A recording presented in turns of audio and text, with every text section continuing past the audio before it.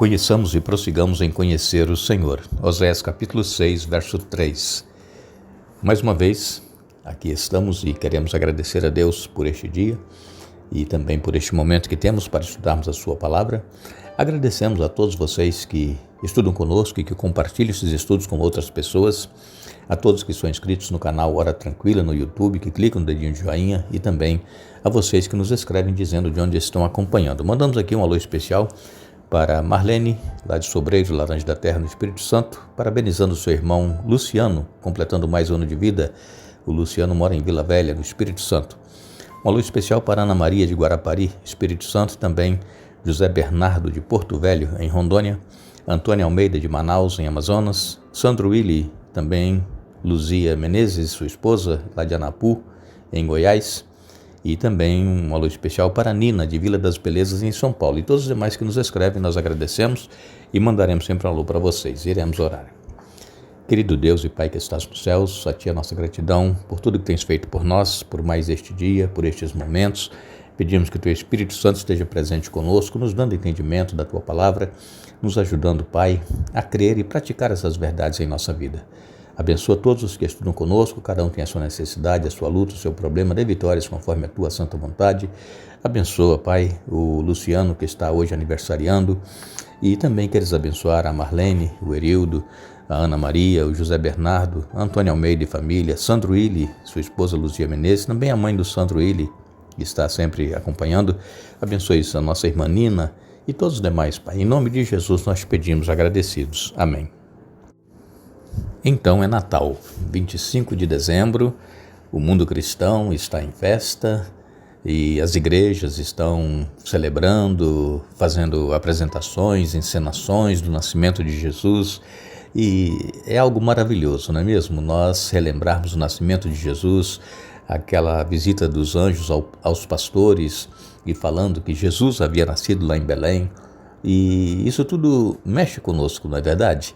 As lojas todas enfeitadas, as ruas, né, e árvores de Natal com luzes brilhando, piscando, mesmo nas casas, né, as pessoas enfeitam, e isso dá um clima, né, de alegria, de ânimo, e deveremos ter sempre em nossa mente, em nosso coração, esse clima de festa, não somente nesses dias em que relembramos o nascimento de Jesus, mas todos os dias da nossa vida. Por quê? Porque Jesus, ele nasceu para nos dar vida e vida eterna. E aí nós precisamos nos alegrar, não somente no dia 25 e nesses dias que antecedem, ou agora ainda nos próximos dias, mas sempre estarmos sendo gratos a Deus por Jesus ter vindo a este mundo. E que Deus abençoe a todos, que Deus fortaleça a fé de cada um, que nós não desanimemos, que nós continuemos vivendo as verdades que nós estudamos na sua palavra e que possamos, muito em breve, estar todos juntos nos céus e ali conhecendo pessoalmente o nosso Senhor Jesus, que veio aqui e deu a vida por nós para que pudéssemos ser salvos. Ontem nós falamos sobre luz e trevas. Jesus é a luz do mundo. João Batista, ele veio para testemunhar da luz, né, e para que as outras pessoas cresçam em Jesus, mas infelizmente, irmãos, as pessoas preferem crer na mentira, preferem viver nas trevas. Mesmo lendo na palavra de Deus a verdade, elas preferem continuar crendo em suas tradições, naquilo que aprenderam, e não querem aceitar ter uma nova vida com Cristo. E então, Jesus ele disse que aquelas pessoas que preferem continuar nas trevas são filhas de Satanás. Fazem a vontade dele, de Satanás, e não a vontade de Deus em suas vidas. Que o Espírito Santo ilumine cada um de nós, para que possamos viver aquilo que nós lemos na palavra de Deus e cremos que é a verdade.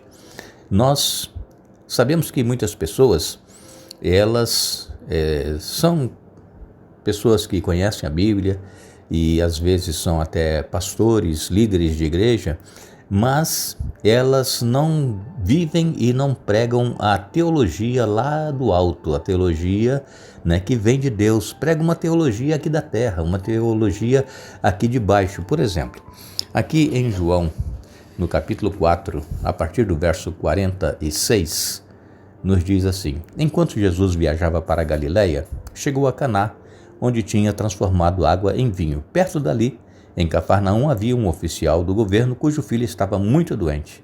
Quando soube que Jesus viera da Judéia para a Galiléia, foi até ele e suplicou que fosse a Cafarnaum para curar seu filho que estava à beira da morte. Jesus exclamou: jamais crerão a menos que vejam sinais e maravilhas. O oficial implorou: Senhor, por favor, venha antes que meu filho morra. Volte, disse Jesus. Seu filho vive. O homem creu nas palavras de Jesus e partiu para casa. Enquanto estava a caminho, alguns de seus servos vieram a seu encontro com a notícia de que seu filho estava vivo e bem. Ele perguntou quando o menino havia começado a melhorar e eles responderam: ontem à tarde, a 1 hora, a febre subitamente desapareceu. Então o pai percebeu que havia sido naquele exato momento que Jesus tinha dito: seu filho viverá. E o oficial e todos da sua casa creram em Jesus. Esse foi o segundo sinal que Jesus realizou na Galiléia depois que veio da Judéia. Aqui está um relato, de um oficial romano que teve o seu filho enfermo e ele, sabendo que Jesus estava ali em Caná da Galiléia, ele então foi até Caná para se encontrar com Jesus e pedir que Jesus fosse com ele até a sua casa para que o seu filho fosse curado. Ele era romano, quer dizer, não era um cristão, mas ele tinha ouvido falar de Jesus, os milagres que Jesus realizava, e ele então foi até Jesus e pediu que Jesus fosse até a sua casa para curar o seu filho. E Jesus, então, ele disse: olha, você pode voltar para sua casa que seu filho viverá. E este oficial romano creu.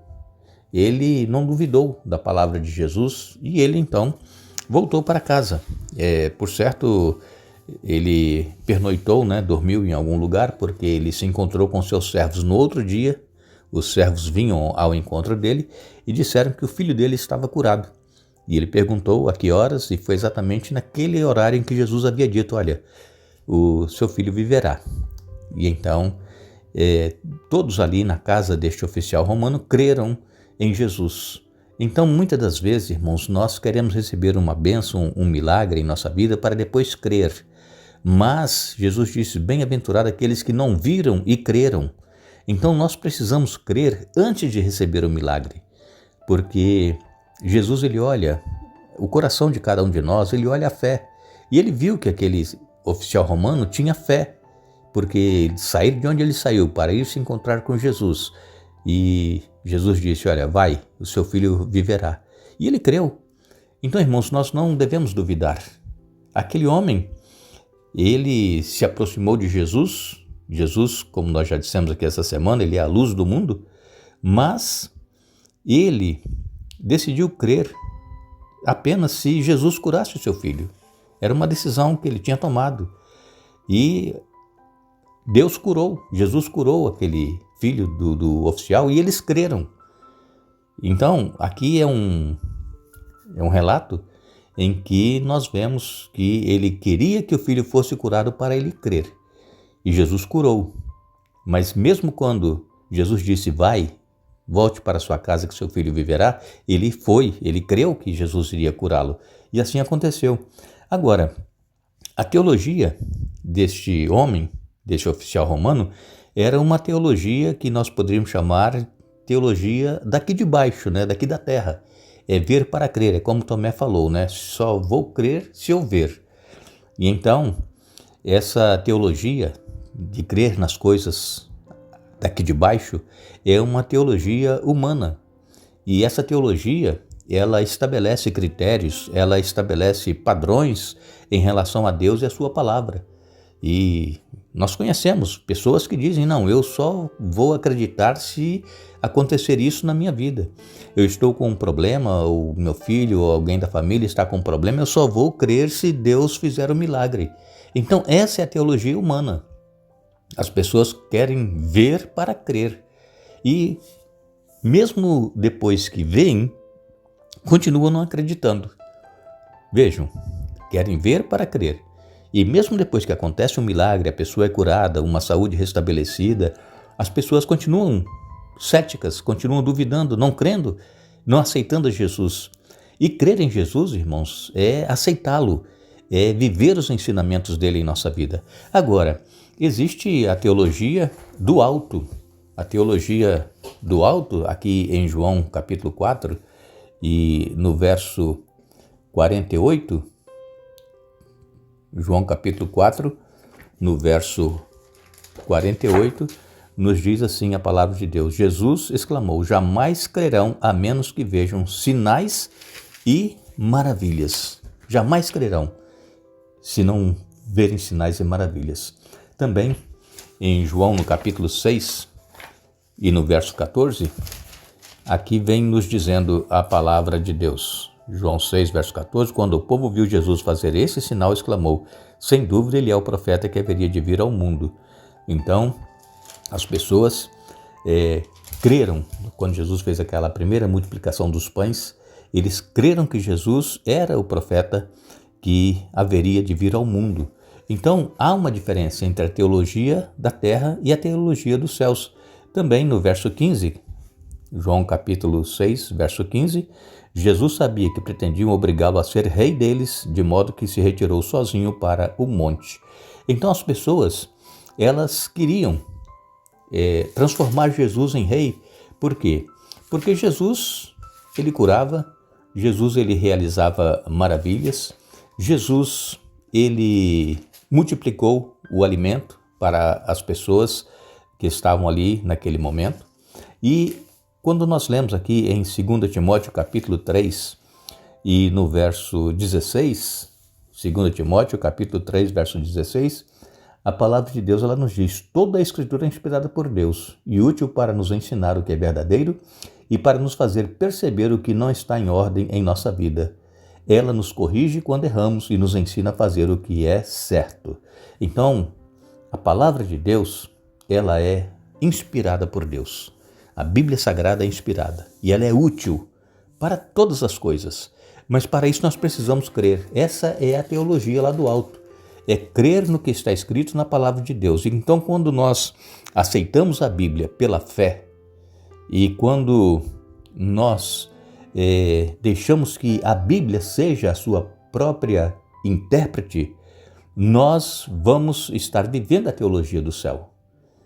Agora, nós lemos a Bíblia às vezes e nós queremos fazer aqui a nossa própria interpretação, a interpretação humana, não aquilo que o Espírito Santo está nos orientando. Então, para que nós possamos compreender a Bíblia, nós deveremos ter a visão bíblica daquilo que Deus quer falar conosco. E para que nós possamos ter essa visão bíblica, nós precisamos orar antes de estudar a Bíblia, como eu tenho dito para vocês aqui sempre. Oremos antes de estudar, para que o Espírito Santo nos ilumine, para que tire as nossas dúvidas e que nós possamos viver a teologia lá do alto. Agora, se nós desejamos crer em Jesus e no que ele disse, nós deveremos crer também nas palavras que estão aqui na Bíblia Sagrada. Jesus, ele disse: se vocês permanecerem na minha palavra, vocês serão verdadeiramente meus discípulos. Agora, se nós duvidarmos da palavra, ela não poderá permanecer em nós. E Jesus disse que quem me rejeita e não recebe as minhas palavras, tem quem o julgue. A própria palavra que falei, essa o julgará no último dia, porque eu não falei por mim mesmo, mas o Pai que me enviou, esse me ordenou o que dizer e o que anunciar. João 12, 48 a 49. Então nós precisamos, irmãos, permanecer na palavra de Deus. No assim diz o Senhor, não duvidar e não dizer que essas coisas hoje não são mais necessárias, que foram abolidas, mas que permanecem vigentes e que nós seremos julgados pela própria palavra de Deus. Que Deus nos abençoe, que Deus nos dê um bom dia, que Deus nos ajude a entendermos e fazer a vontade dele em nossa vida, e lembramos que a vida eterna é esta, que te conheçam a ti só, por único Deus verdadeiro, e a Jesus Cristo a quem enviaste. João capítulo 17, verso 3. Que Deus nos abençoe.